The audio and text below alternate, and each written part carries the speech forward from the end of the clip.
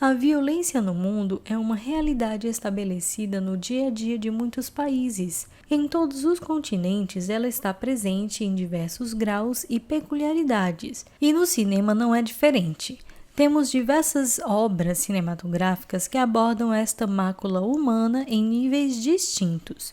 O cinema industrial utiliza este aspecto muitas vezes como um atrativo para segurar o seu público. Porém, há histórias que ressaltam o quanto ela é prejudicial na vida de muitos, sobretudo na vida de mulheres.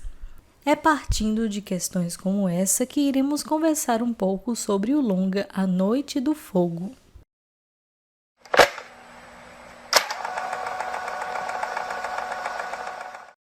Antes de começar o vídeo, gostaria de compartilhar que apenas 12,8% das pessoas que assistem os nossos vídeos são inscritos no canal, o que é muito pouco.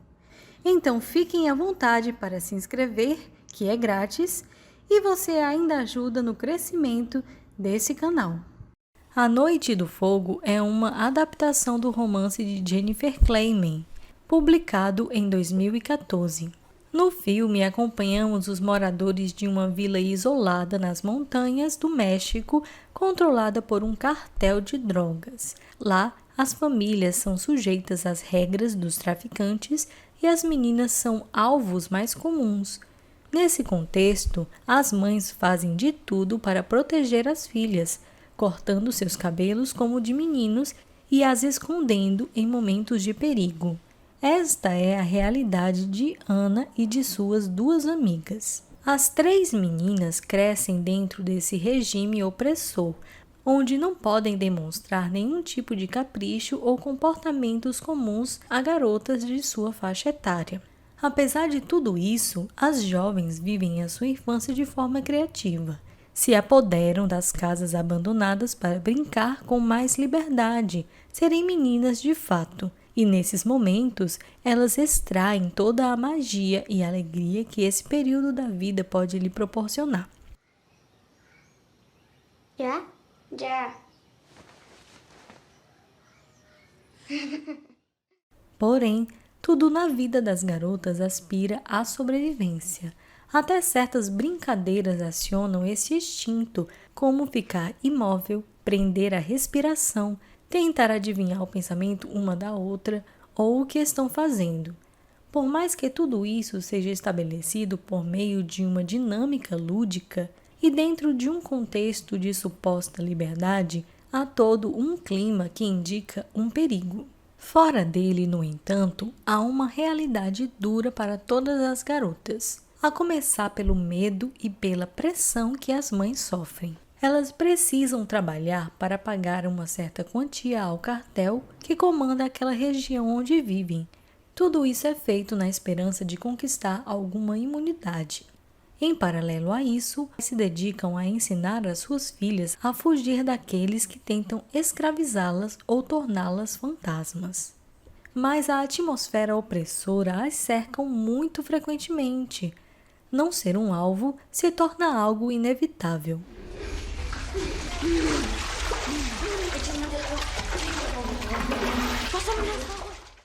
E a narrativa acompanha Ana e suas amigas na passagem da infância para a adolescência. E é curioso perceber as mudanças que acontecem nesse tempo.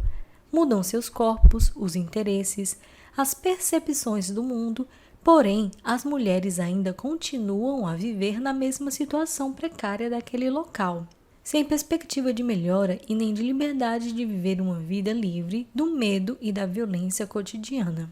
Ainda que a opressão desse cotidiano esteja institucionalizada no campo do conceito do filme, é nítido o comando feminino na narrativa de modo geral. Os homens só existem como aqueles que estão distantes trabalhando ou aqueles que exprimem fúria quando aparecem. E esta violência é apresentada pelos olhos de uma jovem que não entende muito bem os motivos dos ataques. Essa é uma falta de clareza que também é partilhada pelo olhar do espectador, que também não tem clareza sobre isso, de modo que acompanhamos de uma certa distância os eventos que modam aquela realidade.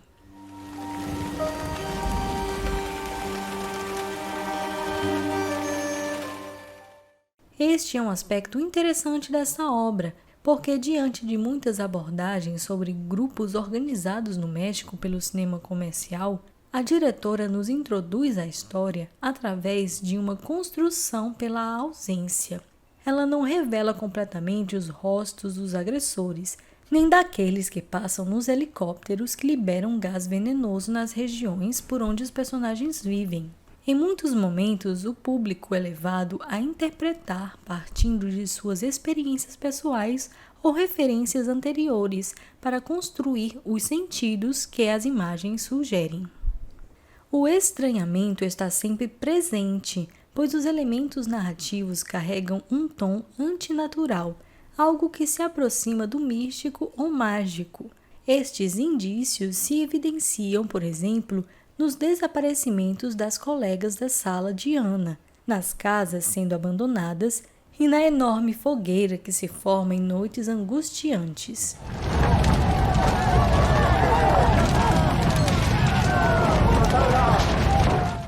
Para além das ações das personagens e das construções dramáticas da trama, a atmosfera densa existe muito mais nas ambiências do que nos próprios acontecimentos. O próprio espaço geográfico carrega este caráter, contendo muitas informações e significados importantes para a história, para além dos diálogos. É dessa forma que a diretora retrata o medo e a opressão, por exemplo, através dos elementos de cada cena e dos lugares por onde as meninas perambulam.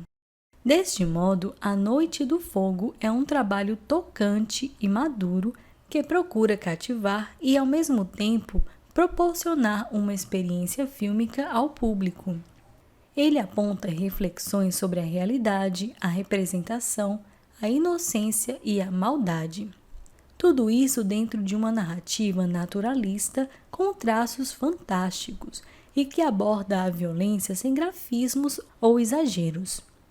É um filme que lida muito bem com os índices de um cinema mais direto, sem apelar para qualquer gratuidade que os traumas e os dramas dessas figuras podem anunciar, preferindo então uma linha imaginativamente possível quando a própria realidade parece irracional e incoerente.